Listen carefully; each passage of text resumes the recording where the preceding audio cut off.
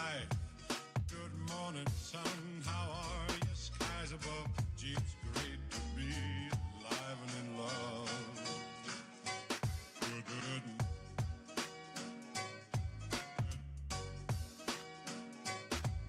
Good morning, sun.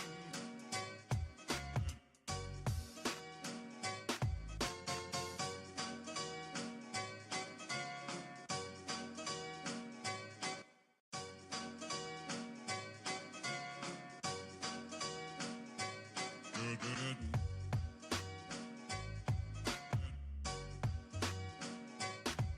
Good morning, sun. Good morning, life. Good morning, sun. How are you? Skies above. And good morning. Buenos dias. Is this thing working? I think we do have audio. Well, lift a cup. Cheers. Good morning, Steve. Greetings. Thank you for joining. Today's morning beverage. Let me see if I have a website for them. One moment. It happens to be one of my current favorite espressos. And it is called, if I can figure out where this goes. Where is it? It's called Passenger Coffee. And I found them through a site called Go Coffee Go. And they just have, for some reason, their beans we just love with espresso. And even my daughter tells the difference. She's like, wow, this tastes like, chocolate milk. It's very, very chocolatey. So they have a Keystone, which is kind of what I stick with. And then they do have a Salvadoran. Me having my El Salvador connection here of Monte Carlos. I was not a fan of the Necessary coffee brand that they have, but Keystone, Stowaway, and I think I've tried a few others, but those are their blends, and excellent. So, hopping back to business, good morning. It is August 9th, episode 131, and that's just of the I Need Coffee live stream. So let's take a moment and enjoy that. Okay. Okay, I think our audio is looking good. Let's proceed with the show. So, welcome. Jump in the comments, ask a question, make a comment, and got a couple topics as usual. What I do during the week, the crazy antics and the interesting situations I seem to get myself in, totally unintentionally. I would love a peaceful, quiet week, but just stuff comes up, and then I have some weekly projects, and then I have a Q&A at the end, which if you follow me on Twitter or seen what I posted on Twitter, I had a Twitter poll about headsets. And I've previously talked about the Plantronics Voyager Focus, now called Poly. That's kind of a preferred headset, but I'm learning that at least El Salvador does things a little differently when it comes to headsets. So with that, post a comment on YouTube, Twitch, or Twitter. And Twitter, I think it requires a little creativity. Even I do not know how to post a comment on a live stream on Twitter, aka X.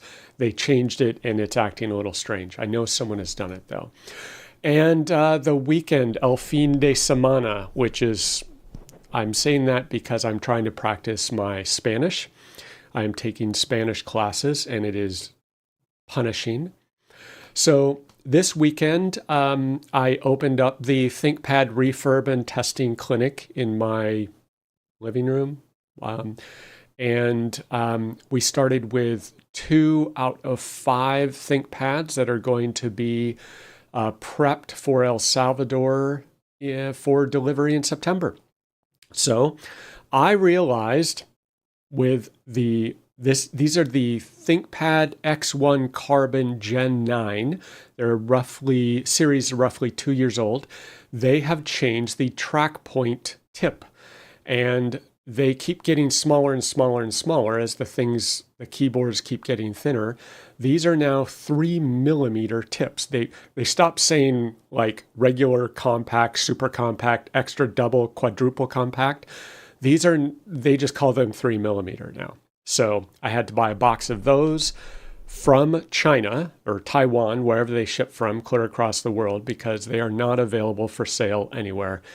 You can buy them for like $6 a piece on eBay or Amazon, but you can buy a box of 10 for $8 with free shipping from Lenovo, shipped from Taiwan. You just got to wait for them. So, yep, we're replacing the track point tips on those ThinkPads when needed. So now I have the super low profile and the 3 millimeters ready to go for all of your ThinkPad needs. And my daughter is actually helping me with the testing. So I buy those from eBay from a few sellers that I use that have been really, really good. Amazing ThinkPads, corporate lease or corporate, I don't know, under warranty corporate laptops that come off, and they're basically, most of them are like brand new. So I kind of got sick of remembering what I needed to test, and I came up with this document, which is my ThinkPad laptop testing procedure. So my daughter goes down the list, my cybersecurity intern, now my IT intern. She goes down this list and does all the Lenovo Vantage diagnostics, the full hardware testing, USB port testing, plug in all the accessories, and we give the thing a full workout, including the CPU fan, because I bought one where the CPU fan bearings were bad. So I sent it back to the eBay seller, and they actually replaced the entire heatsink and cooling heat pipe system in the laptop and sent it back to me. So I'm pretty happy with them as a seller. They're great to work with. So yeah, so that is how we do it. I even do full battery runtime testing and see whether we need to get a new battery. And yeah, this weekend also, I think I talked about it, but I run UPSs on everything. I must have 10 UPS battery backups at my house for various reasons, but a lot of electronic equipment, and the power infrastructure in my neighborhood, it's all underground, and which is good, but for whatever reason, the particular system that was set up at that time in the early 70s, it is prone to like 1 second or half second power dropouts as they switch over to a different transformer, or they route around and they do a backup infrastructure switch. So there's a momentary cut in power, and I'll see my lights dim or momentarily blink as they switch over. And as a result, I need to keep UPSs on, or I choose to keep UPSs on all of my electronic equipment, because I am home working all day. If I wasn't home, I probably wouldn't care, wouldn't notice. But since I am here, I notice it all the time, or every time it happens. So I run UPSs, APC only UPSs. And I don't know if you can see it in this photo, but a while back, the power went out for 3 seconds. And when it came back on, the UPS on my router, my firewall, my switches, my main network infrastructure was just screaming. It was, and just, it wasn't doing the beep, beep, beep. It was just constant screaming, like it was the death throes of the UPS. So I unplugged it. I thought it was just fried and it was dead, and just bought an entirely new one because it was several years old. Well, I finally bought a new battery. Said, let me just try a new battery. I hadn't even opened it up yet. Turns out, I don't know if you can see it, but this battery was bulging. And so it's got waves in there. So if you can see, where is it? Right here, there's a wave, and then there's a seam, then there's a wave and seam, and this is bulging. So all around the entire unit, top, bottom, side, it is bulging. And let's see, Brad is sending me an Amazon link. Yeah, so thank you, Brad. Brad has sent me an Amazon Basics link. So these are looks like significantly less expensive, but I'm in the camp of buy once, cry once, and this is my work infrastructure. So I only do commercial grade stuff these days. That's why I only buy Lenovo ThinkPads. I do not touch consumer products. I just don't have the time. And so I do APC. The small ones are backups 1500s. And so this is the newer model. And so I am not price sensitive when it comes to my network and computer infrastructure for my work. The price difference is trivial relatively, and these things will last easily 10 years. I replace the battery every 4 to 6 years. So 184 versus 276, like it's just not even worth the hassle for me. So I run 100% APC. I've got SmartUps, 2 massive SmartUps units, and I replace the batteries with only authentic SmartUps or APC batteries because I ran a massive APC UPS years ago. Where is it? It's one of the large ones. Anyway, right here. And I used non-APC batteries, and the batteries lit on fire and melted. I was living in an apartment at the time. And so they overheated, they expanded, and they were melting, and I smelled it. And I had to unplug it, take it outside, so that it was a rather, it's not lithium ion, thankfully. But after that, I said, nope, I'm not messing around with any, it's just not worth the cost savings. So these units that I buy last over 10 years, and then I just replace them. So yeah. So with that, back to the show. So that was interesting. That explains why it freaked out. The battery had just died and shorted out. And I bought a new battery for, I don't know, 90, $100, and it appears to work fine. So it is now a backup, and I have a few other small devices that I may distribute the load onto, and it's good to have a backup. I have one of these in my garage for the fiber optical network terminal for my internet. So I may swap that one out because its battery is a few years old. So that was my weekend. So it was good. So Ted says he's been running third-party batteries in UPC for a server rack for years, no problem. Agree, they're probably okay, but once you see the batteries bloat and light on fire, you're like, not worth it. And I'm like, just the hassle isn't worth it for me. On a related note with the ThinkPad refurb clinic that I have, this is a new contender in the eBay ThinkPad arena that I have been purchasing.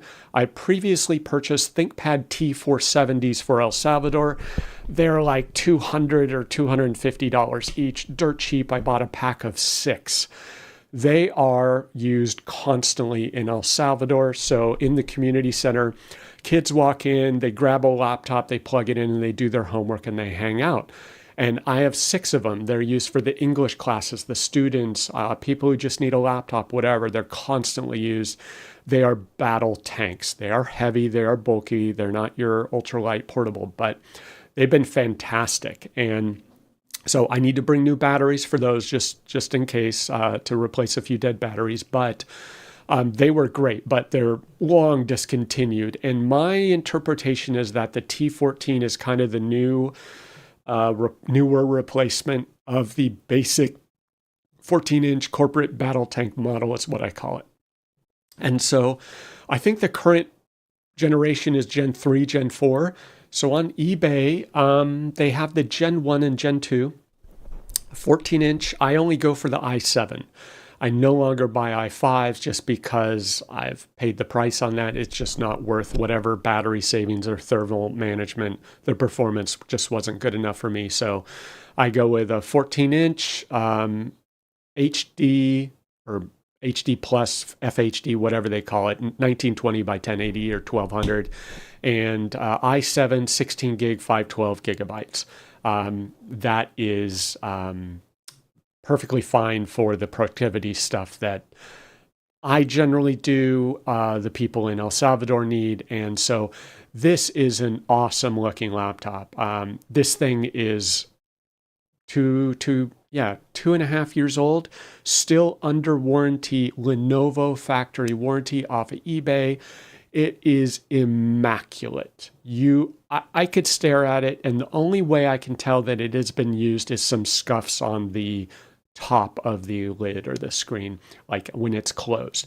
That is about it. Literally no signs of wear on the touchpad, the trackpad, the track point, the keyboard, palm rest, nothing. It is absolutely immaculate. And like I said, it is still under warranty. And what's great about the Lenovo's is you can see the serial number on the sticker in the eBay listing just good enough to put the serial number into the support website of Lenovo and look up the warranty status, view full specs. So that's kind of a nice hack that I learned. And I can see the exact warranty for this laptop. I can extend it. I can, check the service status. And this has, 8 or 9 months left on the warranty. So we do a full test. And if we need repairs, if it's not on-site repair, I can bump up the warranty, get on-site repaired, get it fixed. And yeah, so it's been a phenomenal value. And this model is $399, $438 with tax. And why do I do that? Go through a little bit extra effort. It's because this model is $1,550 new from Lenovo. And honestly, this was manufactured in May 2022, so it is 2.5 years old. The performance difference, I have now ordered, I think, 15 of these laptops off of eBay. The performance difference is completely negligible as far as I could tell for what they will be used for. So $400 versus $1,550. It's just a no-brainer. I am purchasing 5 of these for September delivery to Berlin, and they are just phenomenal deal. Now, Dell Latitude, their Latitude business line is also a good option. I used Dell years and years ago. Great repairable options. I just haven't used them in so long. I've been using ThinkPad for over a decade. So that's just what I know. So like these little hacks about looking up the warranty, knowing exactly how their warranty works. I can buy just about any part to repair these. All you need is a small screwdriver, one of these little guys. So yeah, that's just what works for me, and I've got a system down. So that's the T14 Gen 2 if you're looking for an awesome laptop. These are about 3.25 pounds, 3.25 pounds roughly. I don't know what that is in the rest of the world measurement, but you can do the math. So these are not the ultra portable lightweights. This is the corporate battle tank. This thing is just rock solid. It is a beast. But very portable, super, super durable. If you're looking more in the lightweight, ultra portable route, and this is what I'm buying for the new interns that we are hiring that have completed the ERP Center of Excellence. We have offered them internships. I am going all out and offering them the X1 Carbon Gen 9. Again, 14-inch i7, 16 gigs, 512 gig. Essentially very similar specs. I don't know performance-wise, more or less the same. The big difference is this one is 2.5 pounds. So it's slightly smaller physical form factor. It's not necessarily any thinner, I don't think. Not significant or noticeable. But it is 2.5 pounds. So significantly lighter. It's just noticeable. And this is an old one. And you just pick it up one-handed. Very easy to slide into a backpack and travel with. And so those, I got 3 of them for 2 interns and perhaps 1 additional person so that they can travel and just be more portable and more easily join calls from wherever they are in El Salvador.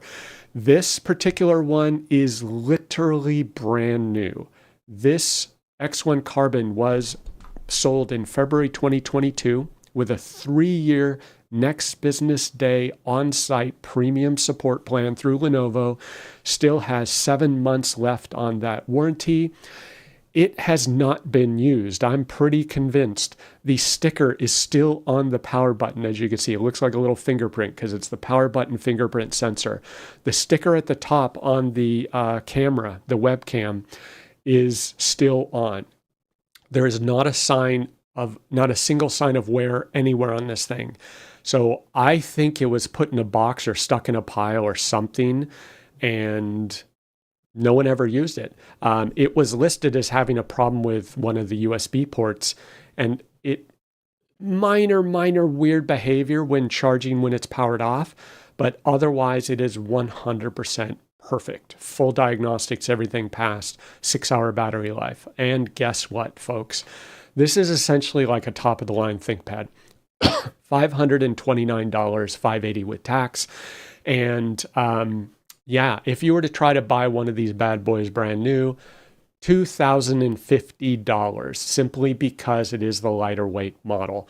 There's nothing special about it. The internals are not anything special. It has soldered on RAM, which is not an advantage, right? So you got to buy with 16 or 32 gigs, I think is the maximum, but then you got to buy the higher end processor.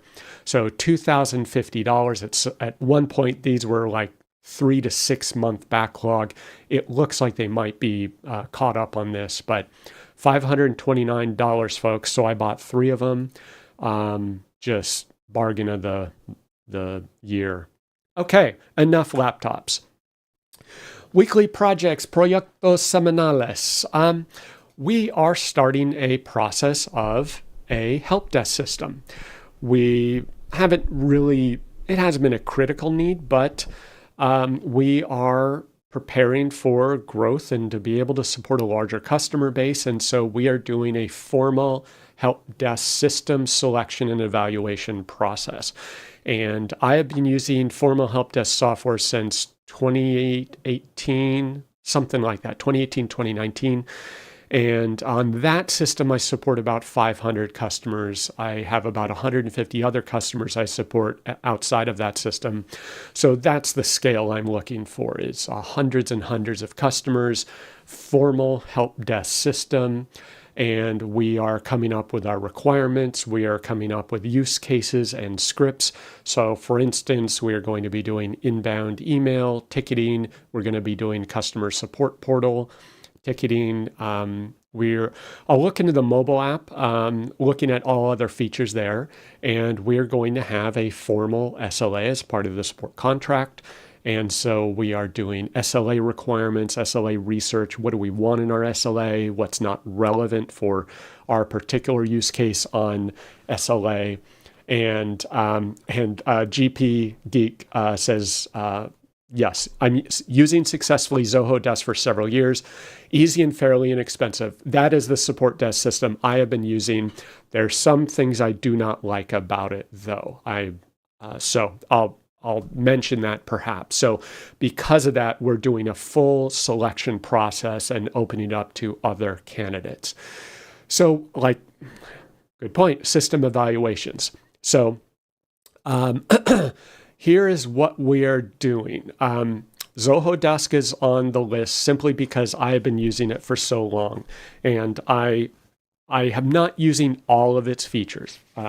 We are only using the email ticketing. We are not using the portal.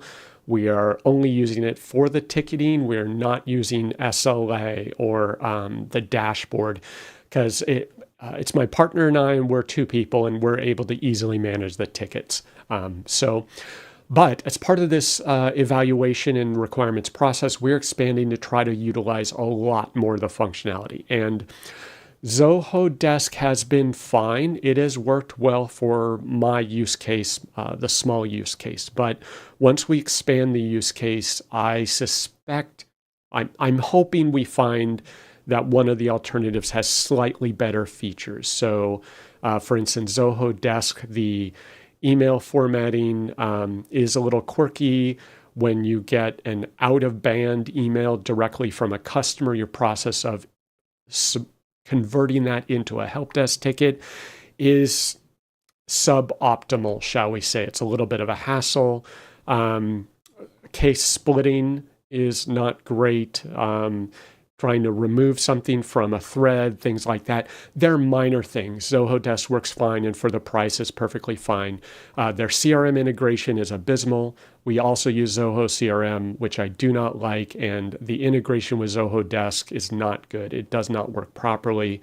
Zoho Desk is better than CRM. So, yeah. And so it has features, but it's just not quite as refined. So I'm looking to see if other apps have a little more refinement. And so far, based on quick glance, just on the surface level, Freshdesk has a better looking management dashboard. Now, what it takes to get there, I don't know, but SLA management, tagging, things like that, that's what we're going to be looking into. So I'm going to be looking to fully utilize the other platforms.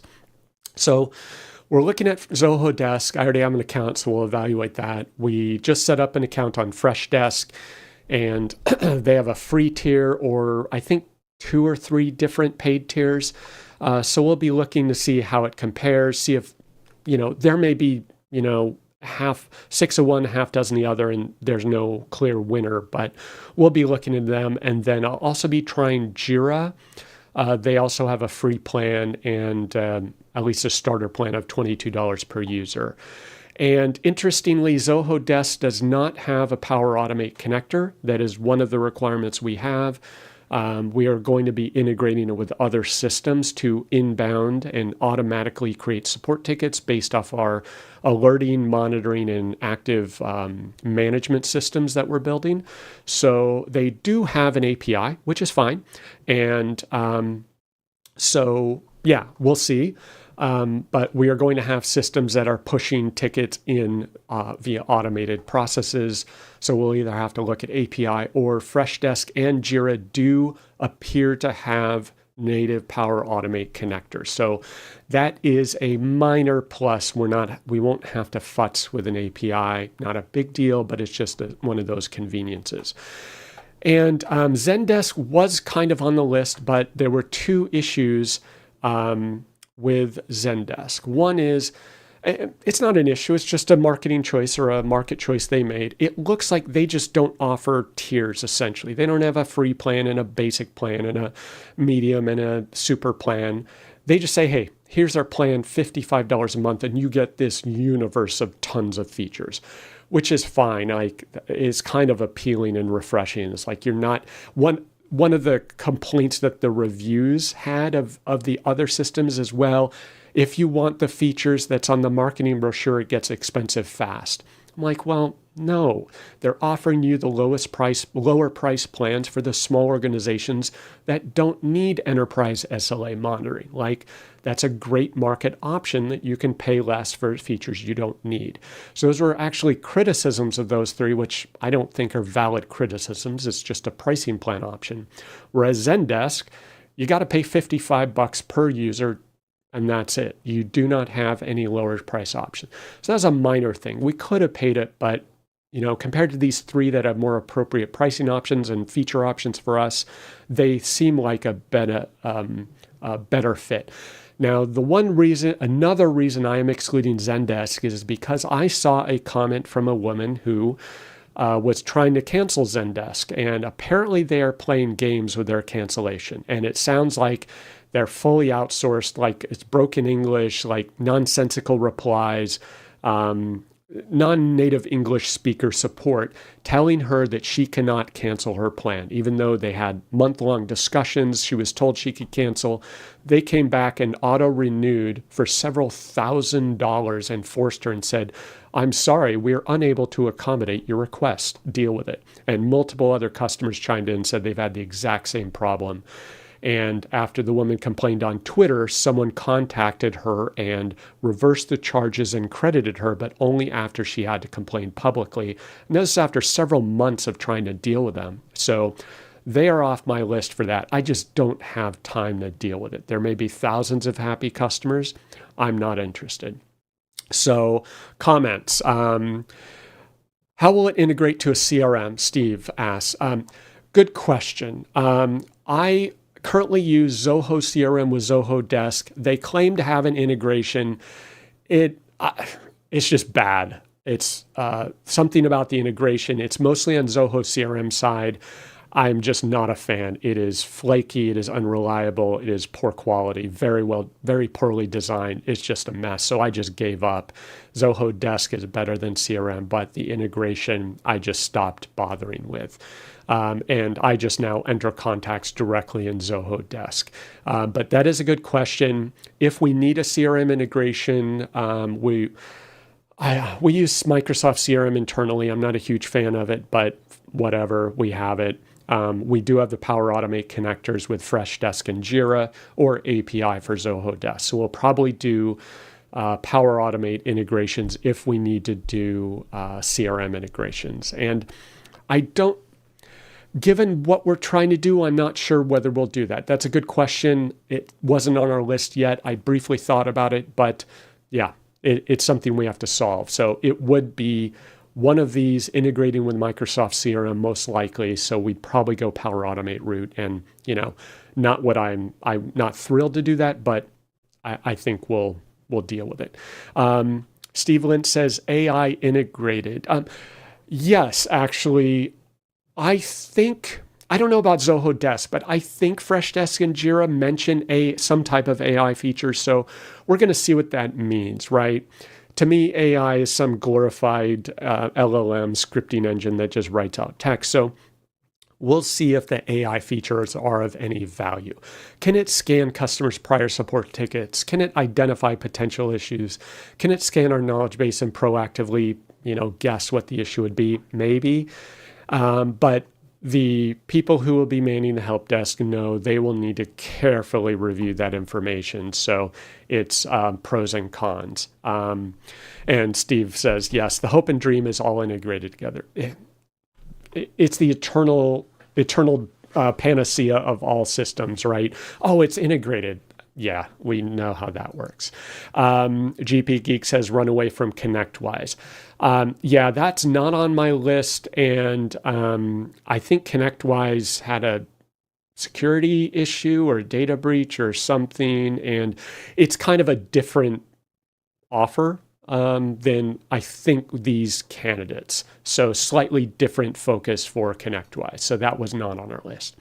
So that's our weekly project where we have the candidates, we have the requirements, we are building a script, and we are starting the evaluation with Zoho Desk and Freshdesk this week today, actually. So next up, Monday, lunes. We will have planning calls with the Berlin team, Jocelyn this morning, and then David in the afternoon. And I finally completed one of the long outstanding statements of work. GP Geek asks about looking into open source help desk systems. Yeah, not even going to bother. I use some open source software, but it's just, it works good, the tools I use, but it's just like if I need support, if I have a problem, I just don't have the time to go into forum and futz with stuff and run it on Linux and the self-host. I need something where the folks in Berlin can connect remotely. We have a mobile app, all those things. So the price is trivial. Just like laptops, just like APC UPSs, this is a business, and we will be charging customers for this support. So I just don't want to mess with it, and happy to pay for it. And if that comes with limitations, fine. I'm okay with that. Some open source stuff is pretty cool. I would not use open source accounting or ERP. I'm just not interested in open source help desk. Yeah, so it's an option for some who have the fortitude to deal with that, who have the systems and infrastructure and the mindset. I just don't have that. I just need things to work, period. That was Monday, completed a statement of work for a PTE and got that out. We need to review it, get it approved, and make sure that our requirements are accurate. Foreshadowing. Okay. And tonight I will have a BC Dev review call where we're going to review a few PTEs and a product we are building. So that is good. Tuesday, martes, clase. Clase de Español. On Tuesday, I was just getting destroyed because I am not keeping up. It is so hard as every single class you get 50 to 80 more words, and I'm already behind from class 1 and 2. And like cuando, donde, tiene, like just the basic question words. Oh, here they are, right here. I printed them out in the desperate hope that I might study them. Que, porque, donde, cuando, cuánto, a quién, tiene, cuántos, como, quién, cuál. Like, as a native English speaker, all of those, half of those sound the same. They're just variations, and they're completely different questions. So I don't know what it's going to take. Lots and lots of repetitive practice that I have not taken the time to do yet. So I'm beating myself up, but I'm not sure where I'm going to find the time realistically. I'm doing the class, which is good. I know what I need to do. Doing it is an entirely different deal. Okay. So I mentioned Help Desk System. We worked on Tuesday of reviewing the testing scripts. Jocelyn did a great job on her own. She wrote up a comprehensive test script scenario, a full use case, full narrative about who was contacting us, why, what the issue was, how we resolved it. I mean, it was fantastic. So that's going to be the basis of one of our support, the testing of the Help Desk systems. And very, very interesting thing happened this week that came to light. That just, it's happened to me before. I just didn't formalize like what just happened here. It was more like we were so busy freaking out over what happened that we didn't take a moment. Like we just thought, okay, what happened here? How do we fix it? And scrambling. I'm going to call this a requirements hallucinations, or a hallucination or hallucinations. And this has happened to me multiple times in various forms. And sometimes it was a customer's wishful thinking. The customer read the statement of work, said, yep, that's what we want. And then only later on near the end, well, why doesn't it do this? It should have done that. You should have known this. Obviously, that's like... And so they're trying to shove this requirement in instead of taking responsibility for not recognizing that requirement was not in the statement of work. Like we've all been there. This was a little different in that this I would call a requirements hallucinations. A requirements hallucination whereby I don't know what the customer communications with our consultant was, but the consultant believed that this requirement had been communicated. That's their recollection. The consultant believed that the requirement was in the statement of work. The consultant believed that the requirement was in the design document. And what was fascinating, and granted, we're all juggling a bunch of projects, and the consultant did testing and swears that a feature was present. And so we're doing multiple projects with this feature set for different customers, right? So my only guess is that something got commingled in the consultant's testing and they confused customer A with customer B, or project X with project Y. The consultant is confident that they tested this feature for this customer with this PTE. And so I got the email saying, well, why doesn't this feature work anymore? What happened? And I'm like, I don't understand. What feature? This feature. No, that's not a feature. It was calculating these prices in this particular manner with this price list and the lower of the two prices. I'm like, no, that's not in there. Like we never, I never designed for it. Developer never developed for it. And the consultant was upset because they said, well, yes, I tested this. It's clearly in the statement of work. And they sent me screenshots of the statement of work saying, here it is in the statement of work. Well, a little secret. I wrote that statement of work. I wrote the design. I worked with the developer to develop it. There is no such requirement in the statement of work. And this was truly fascinating to observe it's not a miscommunication, it's a complete misinterpretation of words on a piece of paper. And this is a really wild learning exercise for us. And the analogy is a contract, a business contract, for instance. The stereotypical legal situation is two people sign the same contract. It's literally the same words on the same piece of paper. Two people read it, two people signed it.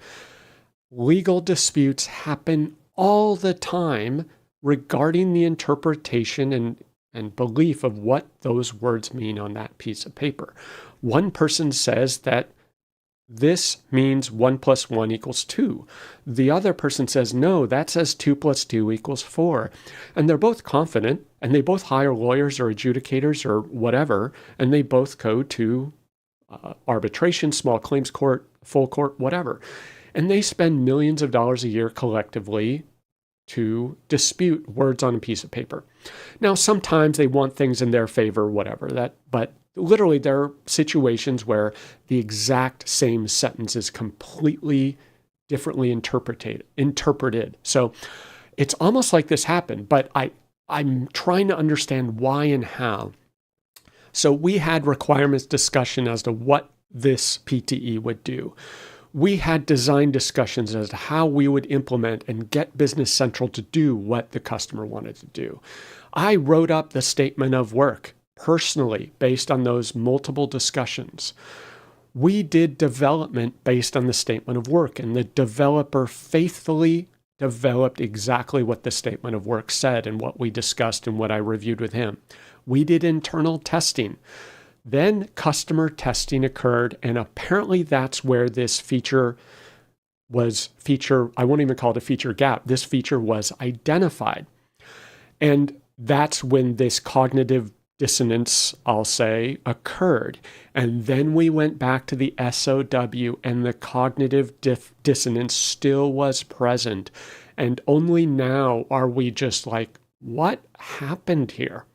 This was internally, right? Now, the customer found the feature issue, and it's minor.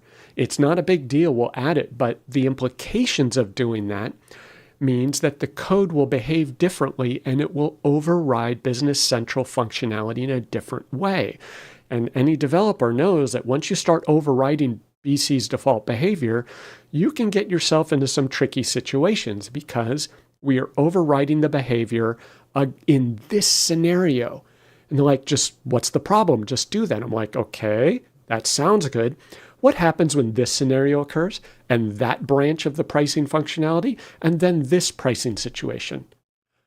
Oh, okay. I don't know exactly. So by overriding the BC price functionality in this one scenario with these two particular price lists, we are completely overriding BC price list functionality. Period. In 100% of scenarios. Problem. That's just dangerous. And I know it's going to come back and bite us. So that's my warning back to the consultants. Like, we can do it. Be careful what you ask for. Last week, I talked about second order consequences, second order thinking. Hello, right in front of us. Yes, we can do it. Yes, we can do exactly what that customer asked for. We are setting ourselves up for pain in 6 to 12 months. So that's what we're having to weigh is how do we implement this request in a supportable manner, for instance. And this is the section of the statement of work that I think was glossed over and caused the misinterpretation or our difference in interpretation. A customer may have a regular, alternate, and custom price level assigned to their setup. Item-based price, custom customer price. Now, you don't necessarily need to know the details of this, but even I'm reading this back and I'm like, this makes absolutely no sense. It is not a complete requirement. It is not a complete design description. I know the scenarios behind this, and this does not properly, fully, completely explain what this requirement represents and how it's to be implemented. Now, this was a 7-page document. So this is one sentence and one small incomplete example of the requirement in question. It was not caught. So that is the level of detail, the level of attention that is required that I expect internally for us to catch these mistakes, and we missed it. So this one sentence with one incomplete example, I just overlooked because in my mind, I had one interpretation of what this meant. And it meant that a custom price list for this customer will exclusively override all other price lists. The consultant read this and said, "Oh, great. Your customization will automatically look at all possible price lists for this customer and determine the lowest possible price." Those are the two interpretations. I had one, the consultant had a different one. It is fascinating to see, and understandably, this is a completely ambiguous statement, and I am blaming this statement, which I'll take responsibility for, but guess what? I wrote it, someone else was supposed to review it, and the customer was supposed to review it and approve it. And theoretically, I'm going to look into that process and see whether it was followed. 3 people had the opportunity, and the developer technically, but I would never blame the developer for documentation at this requirements phase, but potentially the developer could have also caught it. So potentially 4 sets of eyes could have caught this, but we are trusting internally, right? And so it's like, oh yeah, Steve wrote that, must be right. Well, that's what you get for trusting Steve. Yes. Ted says, watch videos in Spanish with subtitles to learn. I don't think there's a chance because it's just so fast I can barely comprehend, and the vocabulary that is used is well beyond my comprehension. However, there is a YouTube channel with a Spanish instructor. Her channel is Butterfly Spanish. I forget her name. She is amazing. She's hilarious. She's humble. She's entertaining. So if you're interested in Spanish, head on to YouTube, check out Butterfly Spanish. She has a mix of topics, most of which are probably too advanced for me, but she just recently had maybe it's an older video. I just saw one of her videos where it was common phrases you might use in a restaurant, like supplemental phrases. Fantastic. So I need to go back, write down all those phrases and practice. But my problem is not lack of content. It is not the tool. It is not the app. There are thousands of ways to learn Spanish, not the problem. My problem is time and repetition. So anyway, this was a crazy experience, and GP Geek says, seen this too many times. Expectation versus reality, interpretation, cognitive dissonance, whatever you want to call it. We are all looking at these documents from our perspective and assuming that our interpretation matches the document, and we have different interpretations. So it was a fascinating experience. Okay, moving on. 8:48. Well, I got a jam. How we doing? Yeah, we're long into this. Wednesday, I did another TechFluent candidate interview. As you may know, I am volunteering with them to interview the people who have completed their foundation training program, which is, I think, a 5-week training program. And they are interviewing to go on to part 2, which I think is an 8 or 10-week program. And so I have conversations with them, our conversation.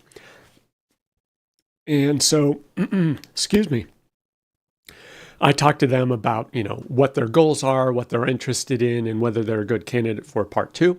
And so that's been going well. Very interesting. I'm learning a lot. And again, TechFluent candidates are phenomenal. So if you're interested in someone who wants to work with Power Automate, CE, CRM, Business Central, or F&O, contact me, contact Liz at TechFluent. They have great candidates and graduates who are really phenomenal. They just need the opportunity to learn and get hands-on training. I am also working with tech fluent graduates to try and figure out how to take the training from my ERP Center of Excellence program and give them hands-on experience with Business Central so that even the tech fluent graduates can get hands-on time and learn Business Central in order to be more valuable and potentially get jobs. This week on Wednesday, I had an interview with a new candidate for a BC developer training, and it was amazing. He's been struggling to have opportunities. He has taken the initiative to train himself with Java development, taken boot camps, but it's just opportunities are really hard to find. So he is willing to move to Berlin, El Salvador, to be part of the team and to participate in ERP Center of Excellence training.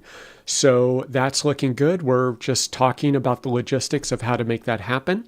And one of the ThinkPad laptops, the T14, I will be bringing over for him to start doing Business Central development from scratch.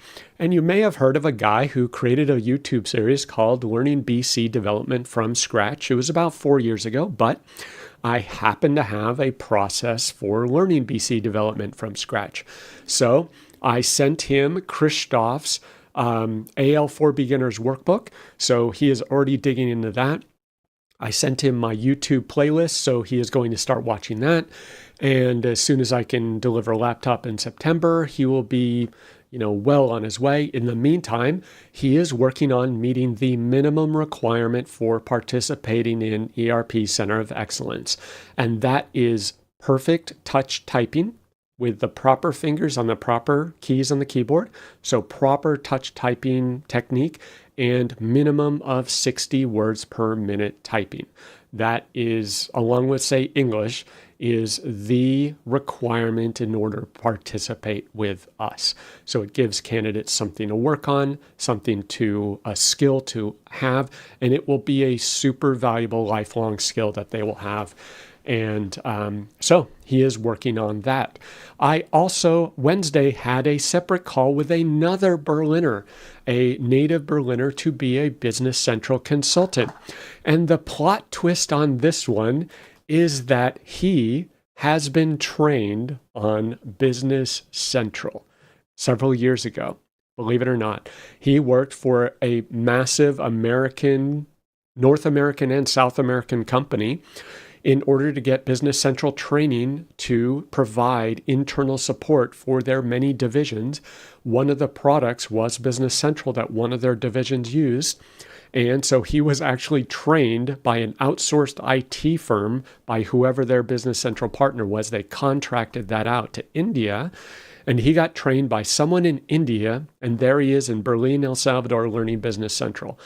Talk about a crazy coincidence. So I spoke with him. He seems like a good candidate, and he also needs to learn how to touch type and get to 60 words per minute before he can participate in our program. So he's going to work on that. I am looking on funding because I have funding for 2 interns. I'm basically self-funding their internship for 1 year. So that is thousands of dollars. So I need to find I have funding for 2 people. I'm building funding for 2 more. So I need to see how I can fund 4 interns full-time for a year. So working on collecting those funds. And then we had our Wednesday internal development review call where we talked about our internal statement of work discrepancy and requirements hallucination, which was fun and fascinating. So we're learning. It's a great experience. And talking about hallucinating, Copilot. I'll have more on that. That's a foreshadowing. Educational opportunities in Australia. And Dimitri Katzin, the myth, the legend, he is down in Australia right now, preparing for his 2 full-day workshops, August 20th in Sydney, August 26th in Melbourne. It is Copilot development for Business Central, which, we'll see how Copilot shapes up, but I don't know if this is developing Copilot stuff. I don't know if it is using Copilot in development. I don't know if it is both, but it will be an interesting class regardless. So head on over to katzen.com/trainings. Book your flight to Sydney, book your flight to Melbourne, both beautiful cities. I highly recommend it. If you like the beach, Sydney. If you like coffee, Melbourne. Coffee and footy. Australian rules football, Melbourne and sports, way to go. But beautiful bay views, Sydney is gorgeous. And so head on over to katzen.com/training and sign up for his Copilot development course, because if you act fast for Dimitri's recent birthday, he is giving a promo code of Dimitri40 until August 16th. You have 7 days to sign up, get 40% off his course. So whatever 40% off is of 595 euros. Don't make me do the math. I know it's not hard, but anyway, 240 euros off roughly. So go and sign up. It'll be a good time. Dimitri's a great guy. And speaking of Copilot, I laugh because kind of Copilot adjacent, you may recall that there was this big announcement from Microsoft, lots of fanfare with Satya Nadella getting interviewed by, I forget the woman from formerly WSJ, now with New York Times. She does kind of consumer tech with kind of tongue-in-cheek kind of reviews of products. So she interviews Satya Nadella and asks the obvious questions like, isn't this kind of creepy that they're taking screenshots of your screen every day? And just mind-blowing PR disaster of Satya Nadella. Satya, head of Microsoft, trying to explain why it is not an absolute security and privacy disaster for Microsoft to be taking screenshots every 5 seconds of what you're doing on your computer. And then, I don't know if it was part of the PR, but Scott Hanselman just blows my mind that he did this without realizing what he was saying. He is so proud, and I don't think he's on the Recall or Copilot team or involved in any of this, but he's an evangelist, so he goes to these conferences. I don't know if it's MS Build or what, where he talked about Recall on these new Microsoft Surface NPU, whatever. They have the special AI processor in them. And he's talking about how he's kind of so proud about how there's this extra dedicated AI processor on the hardware. And he's explaining that it's all done locally. You're not having to push this data to the cloud to get it processed by a giant data center. This laptop is powerful enough to do that locally because it's an optimized chip. Well, little did he realize that in presenting that information, he showed how you could just open up the app data folder and see all of the index screenshots and data that is on this laptop. And he is so proud of how clever this is. And everyone else in the world who understands cybersecurity is just absolutely gasping at the same time.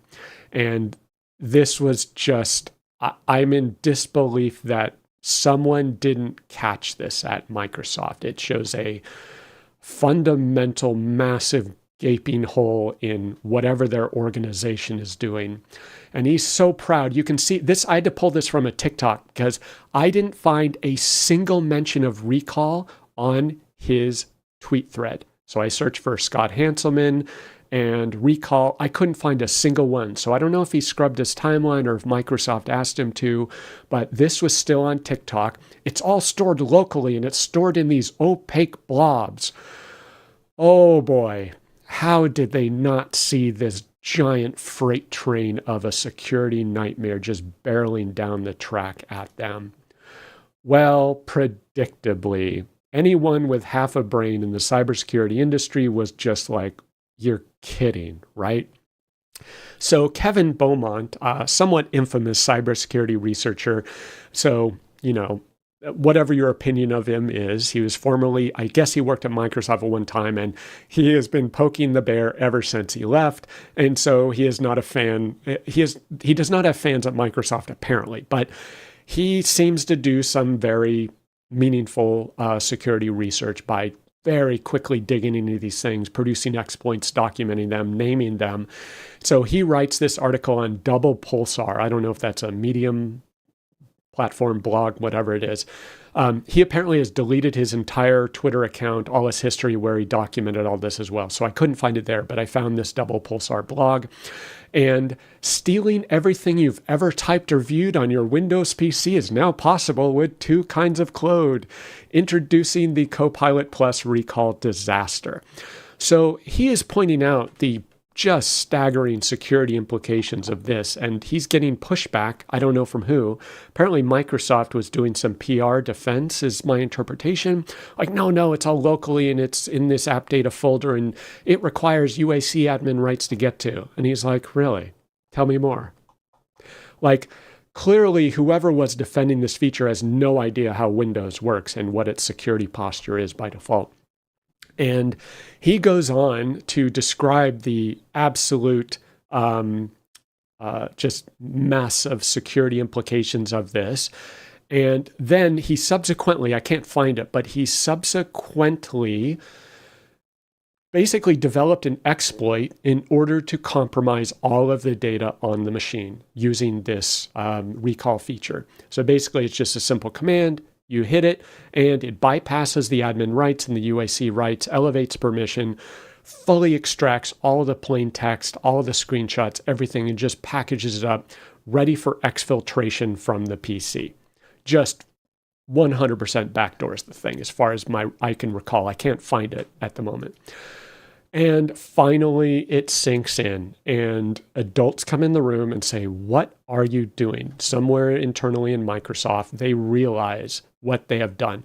After what is the saying? After the animals are let out of the barn, or horses are out of the barn. Ars Technica, June 7th. Microsoft is reworking recall. That is a subtle statement, an understatement of the year, after researchers point out its security problems. And apparently at this time, the plan was, okay, we're going to rethink this, add Windows Hello authentication, additional encryption to protect it, because the claim was that because it is on disk with BitLocker, it's encrypted at rest, all this information. But it is fully readable by anything that can get slightly elevated permissions to read that disk, those files on disk. And then Microsoft's all-knowing recall AI feature is being delayed. You think? And controversial feature won't ship along Copilot Plus PCs, although it did get released on the early versions of these, whatever these Copilot Plus laptops, whatever they're called, with the NPU, DPU, APU, whatever it's called, that special processor.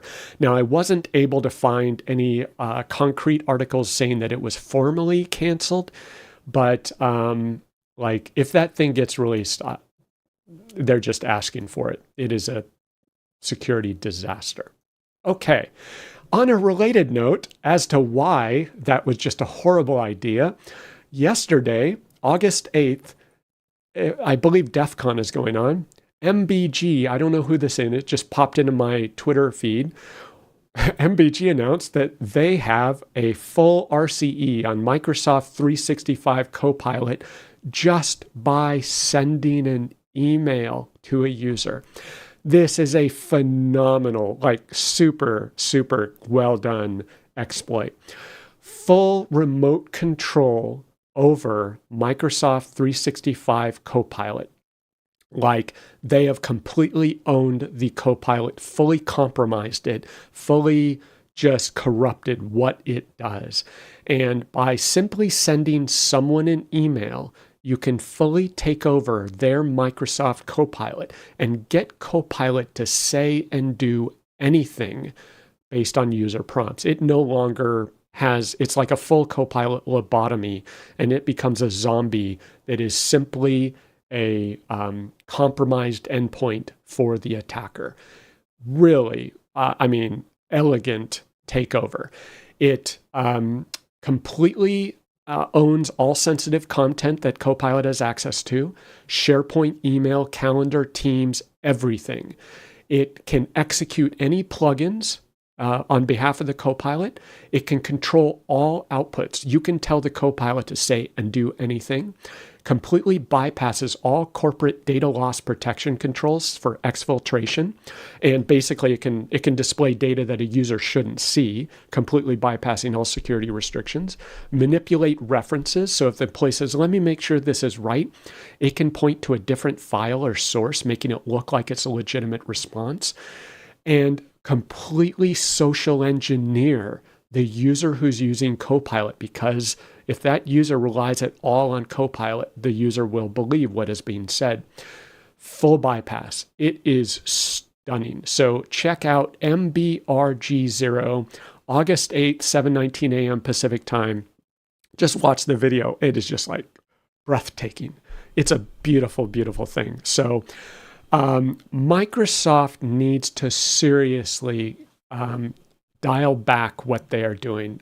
They're letting these products out the door and just getting absolutely beat down by these security researchers. And I don't know what's going on, but there's a serious disconnect between the marketing, sales, and product division. And I know they have a serious security team, so I don't know what's going on. But these security researchers are just destroying Microsoft and embarrassing them. It's kind of sad to watch. So yeah, good luck, Dimitri, with your Copilot development training. Let me know how that goes. See if you can come up with this exploit. Maybe that'll be the side quest, as they say, of your students. Upcoming events, Proximo Eventos, Days of Knowledge America, September 12th through 14 in Atlanta, Georgia, coming right up, roughly a month away. So book your flight, book your tickets, book your hotel. I believe most of the hotels are fully booked. Ted Johnson, how do we turn it off in Microsoft 365? How do we turn off Copilot? I have no idea. It's a great question. I would fully turn it off. Like, I would rip it out, disable it, turn off licenses, whatever you can to block it. It is a unmitigated dumpster fire as far as I could tell. And despite their attempts to they're aware of this potential concern, but this security researcher has just demonstrated they are not competent to make this happen. I don't know if it's in beta at this point, so I'll be fair to Microsoft, but whatever this person is testing with, clearly no bueno. Okay. Days of Knowledge America is next month. Summit North America, October 13th through 17th. I will be there speaking with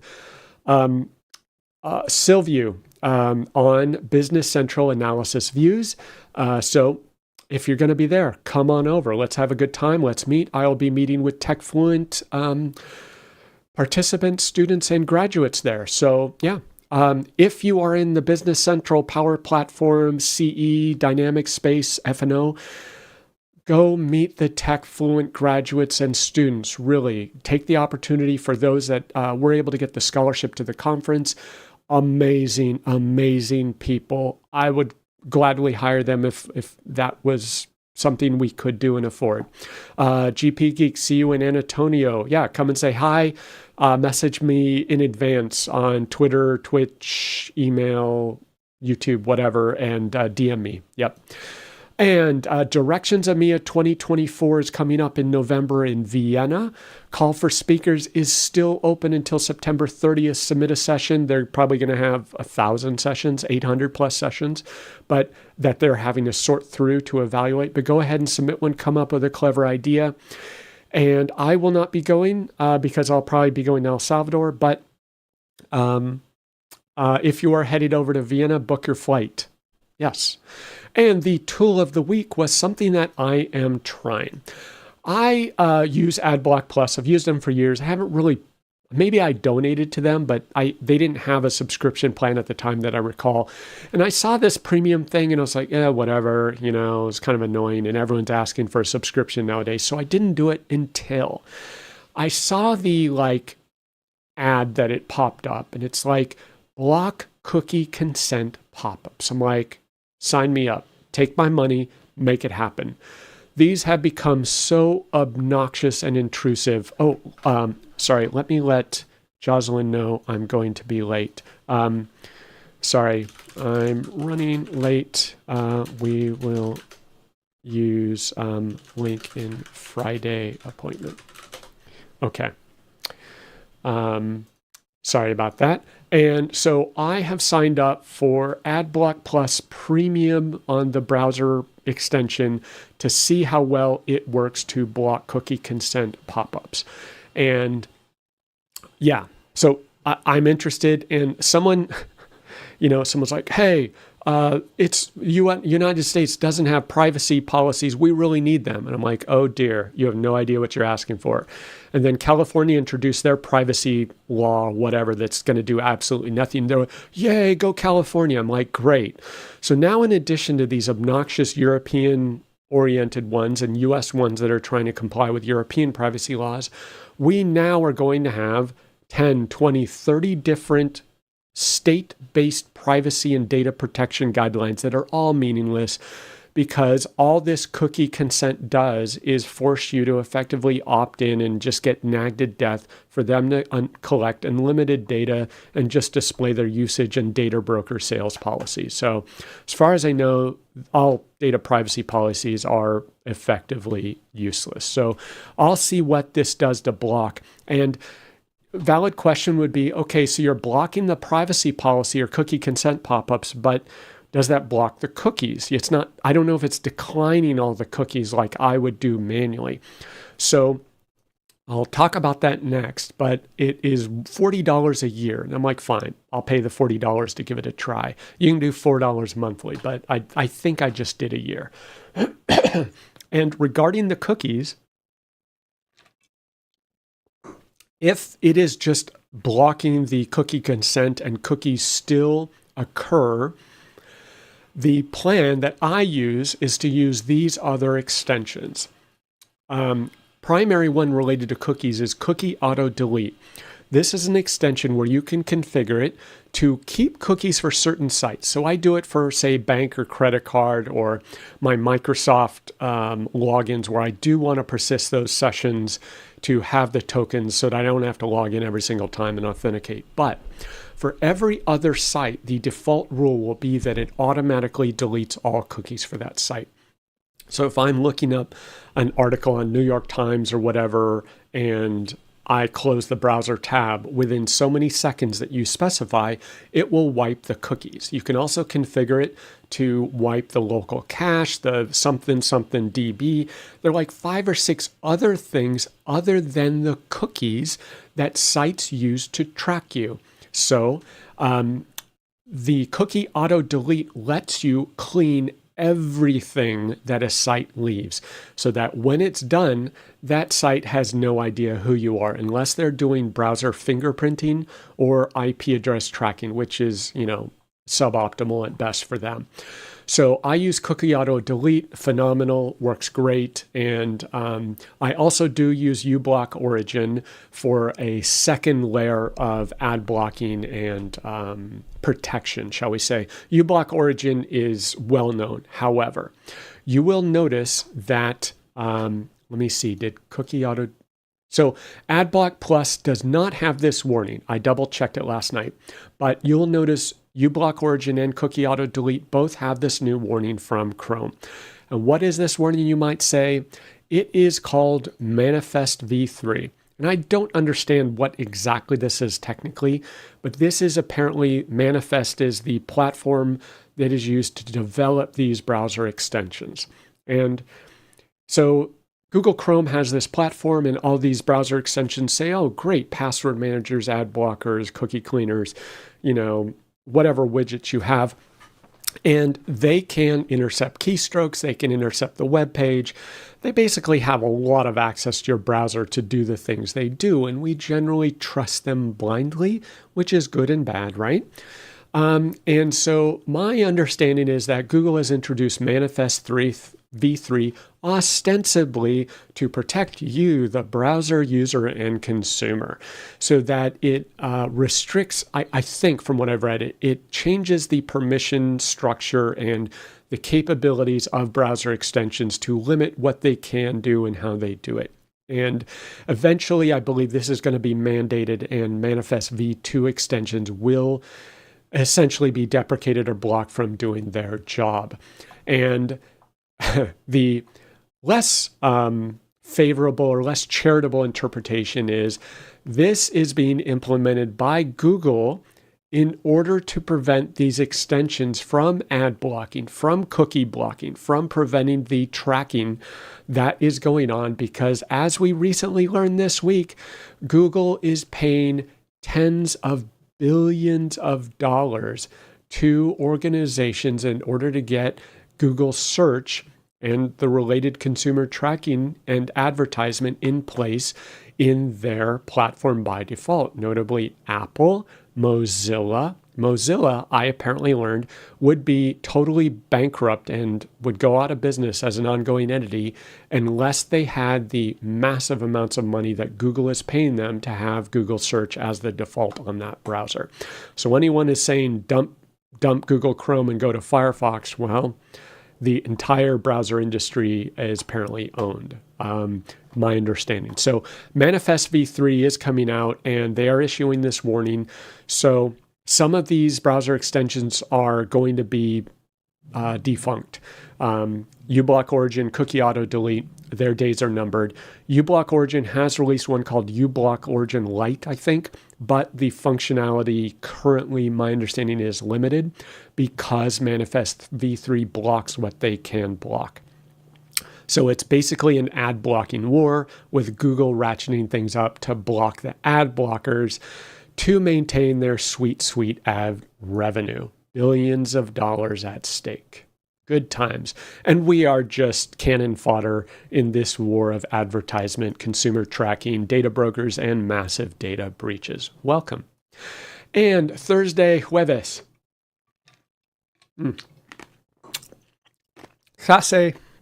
Clase de Español, where I was not feeling well, so I was just barely able to get through the class. My brain was non-functional, and I forget what else I had to do, but yeah, I was shot yesterday, so game over. And of course, today is Friday, Viernes, and we have our live stream. We have our morning ERP Center of Excellence training call with Jocelyn. She is waiting for me saying, okay, anytime, Steve, I'm waiting, because we are starting the help desk evaluations.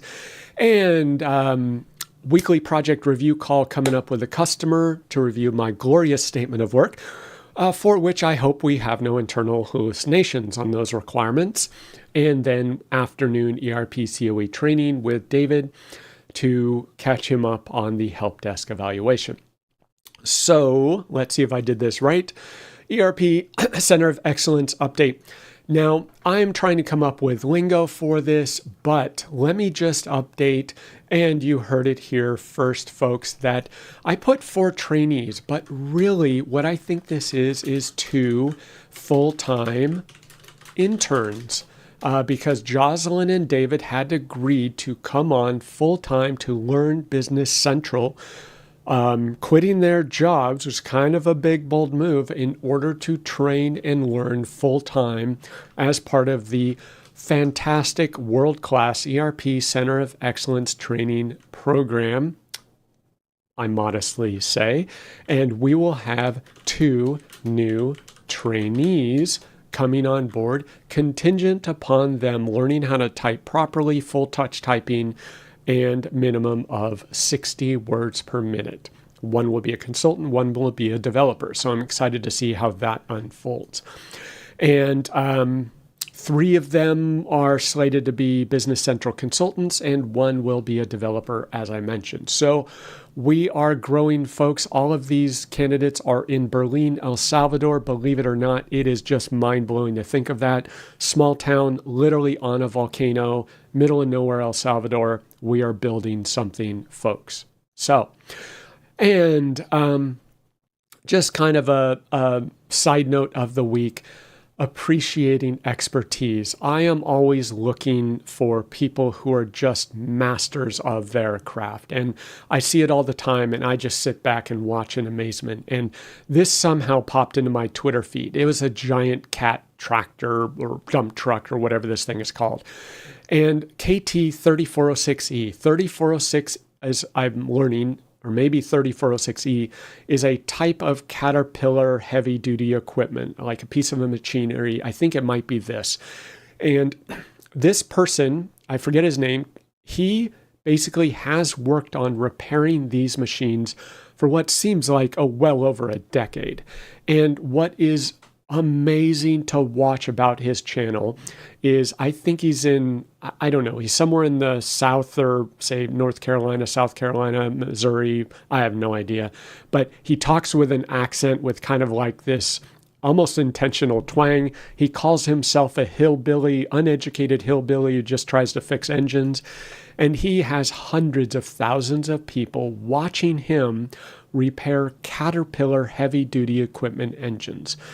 And this is fascinating because here is this self-described uneducated hillbilly with its own massive shop, 2 massive buildings, where he drags these things that don't even run into his shop, pulls the engine out by himself. He works alone and fully repairs these things, takes the pistons out, takes the Jake brakes, as I've learned from him, takes the Jake brakes out, the fuel injectors, the valves out, and fully diagnoses why this engine has problems. And in this case, he fully disassembles it, finds that someone forgot to plug these sensor holes on the air intakes, which let dirt into the engine, destroying the $30,000 engine for this piece of heavy equipment, which was in otherwise great shape. It was recently fully rebuilt. But because someone was incompetent, like they were clearly incompetent, whoever rebuilt this engine, they did not plug this hole with the proper plug or sensor, and they did not plug that hole with the proper plug or sensor. Those are 2 holes that go directly into the engine, letting in dirt and debris, and it literally destroyed $30,000 of equipment as a result. So he buys these things for pennies on the dollar that barely running or clearly broken down. He diagnosed what did the person do wrong? Why did these fail? Because these are pieces of equipment that should run 1, 2, 3 million miles with proper maintenance. And these fully rebuilt machines are failing. And he's like, okay, let's figure out what they did wrong. And here's this guy who can tell you every single model number of the fuel injector on this series of Caterpillar engine. He can tell you why they changed the bolts on this particular year to go from this type of bolt to that type of bolt. He knows the model number of the bolt. It is mind-blowing the level of expertise he has and how he's just nonchalant about it. But yeah, he can take a $1,000 engine buy off of an auction site. He can rebuild it and potentially sell that engine rebuilt for $15,000 to $30,000. So it is an amazing watch. I don't know if it's more of a guy thing, watching a guy rebuild a giant tractor, like one of those kid things, the Tonka toy tractors. But KT3406E, it is absolutely fascinating. If you can see this one, rebuilding a Caterpillar 406E engine very cheaply to fix a very bad previous rebuild. And I was absolutely just astonished to watch this. And on the Q&A, as you may know, I'm a Poly Plantronics person. These are the headsets that I have. These are the headsets that I bought for Berlin, El Salvador. We have a fleet of them there, the wireless kind. But in speaking to my developer in India and also many people in El Salvador who work for the massive call center industry in El Salvador that run many multinational organizations that you just wouldn't believe, I have found that Jabra wired headsets appear to be very popular there. I've seen 2 or 3 people who use the Jabra Evolve. I forget the new name of their headsets, but the Jabra Evolve is the older series, a couple years old, and they are wired. They're the wired USB headsets, and I was kind of surprised by this. I always assumed that wireless was preferred headset, but everyone, or these many people I'm speaking to, they're using wired, and that's just like their preference, it seems. So I asked this question a couple days ago, and do you prefer wired or wireless? And to my surprise, roughly 1/3 of the obviously huge sample size of 55 people preferred wired. And I was pleasantly, I guess, surprised by that. And my hope is that I can find some wired headsets that are cheaper than the very expensive wireless headsets. So wireless is nice in that I can stand up, go to the kitchen to get a drink or whatever if I'm on a call. When I'm off a call, I can go upstairs, grab something, whatever. If I want to keep the headset on, go grab a package at the door and not deal with wires because I've walked away from my desk and ripped wired headsets off, or it snags on my chair. But it seems people prefer wired. So I found that interesting. And some people responded with headphones. Now, I do not consider Bose, Sony, Beyerdynamic, Audio Techniques. Those are not headsets. Like, I'm talking work headsets. I'm talking Jabra. I'm talking Polyplantronics. I'm talking about things with a boom. And I've tried many headsets without a boom, integrated microphone, claim to have noise canceling. I'm sorry, they are terrible. The sound quality of their microphones, noise canceling, at best, they are audible but highly overprocessed by the DSP. And there is like the Jabra Evolve 30 and 40 headsets with boom microphones, the wired ones, phenomenal noise cancellation, just unparalleled. And I think the Polyplantronics are also in.